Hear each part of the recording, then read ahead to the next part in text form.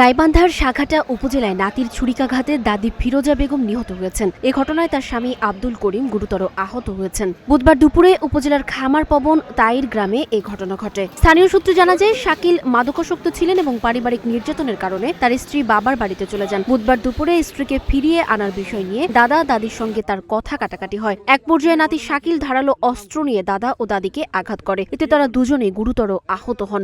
এ সময় স্থানীয়রা শাকিলকে আটক করে পুলিশে খবর দেয়। পরে সাঘাটা থানা পুলিশ তাকে হেফাজতে নেয়। আহত দাদা দাদিকে স্থানীয়রা উদ্ধার করে সাঘাটা উপজেলা স্বাস্থ্য কমপ্লেক্সে ভর্তি করেন। অবস্থার অবনতি হলে তাদের বগুড়া শহীদ জিয়াউর রহমান মেডিকেল কলেজ হাসপাতালে পাঠানো হয়। তবে হাসপাতালে নেওয়ার পথে দাদি ফিরোজা বেগমের মৃত্যু হয়। সাঘাটা থানার ভারপ্রাপ্ত কর্মকর্তা মাহাবুর আলম বিষয়টি নিশ্চিত করে বলেন, এলাকাবাসীর সহায়তায় অভিযুক্ত নাতিকে আটক করা হয়েছে। তিনি বর্তমানে পুলিশ হেফাজতে রয়েছেন। তার বিরুদ্ধে আইনানুগ ব্যবস্থা নেওয়া হবে।